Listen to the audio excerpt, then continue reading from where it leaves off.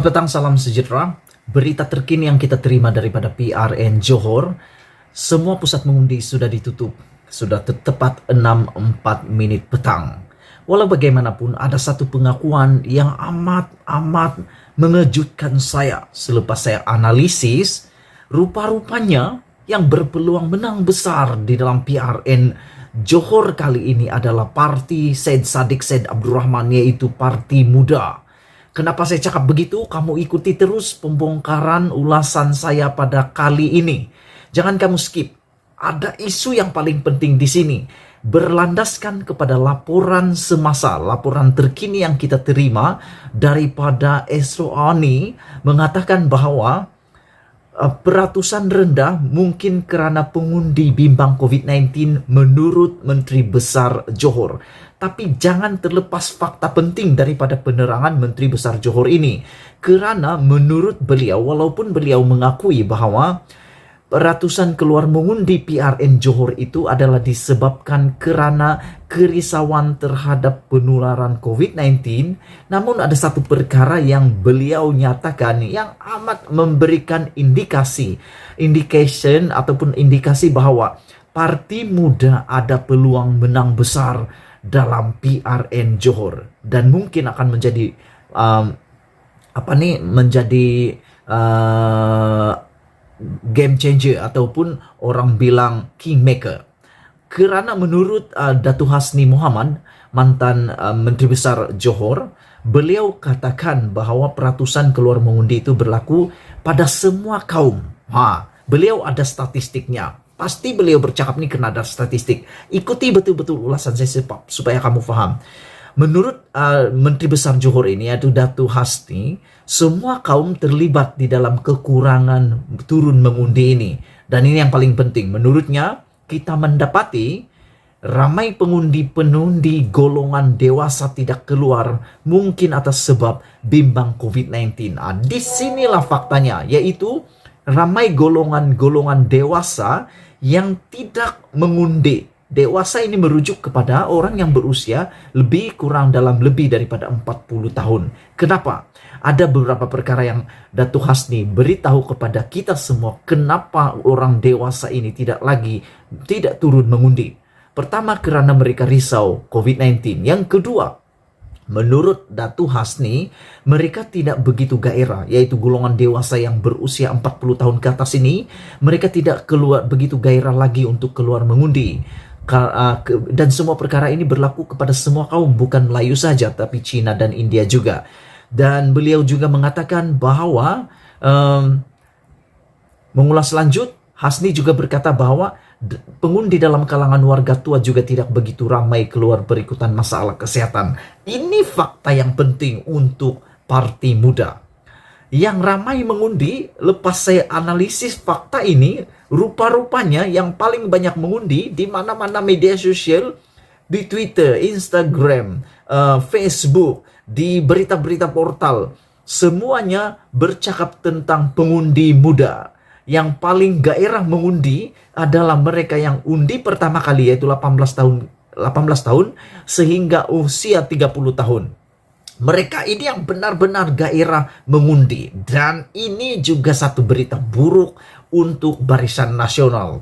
Sebelum ini saya berpikir mungkin Barisan Nasional akan menang besar. Tapi rupa-rupanya selepas daripada apa yang dikatakan oleh Datuk Hasni ini, saya dapati bukan PKR saja, bukan PN saja yang dalam bahaya, tapi Parti Barisan Nasional juga dalam bahaya. Kenapa? Terbukti Parti Barisan Nasional ini pengikut setianya adalah golongan yang berusia 40 tahun ke atas.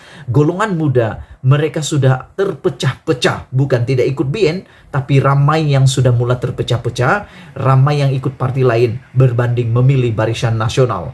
Ini menjadi indikator yang amat menakutkan Barisan Nasional. Bukan saja Pakatan Harapan, Perikatan Nasional, tetapi juga Barisan Nasional. Jadi yang untung sekarang ini yang saya lihat, siapa lagi kalau bukan Parti Muda. Kerana Parti Muda adalah parti yang berorientasikan anak-anak muda. Itu kita semua tahu. Parti Muda yang berorientasikan anak-anak muda yang mana gairah mengundi pada PRN Johor kali pertama ini dilihat mungkin akan memilih parti muda.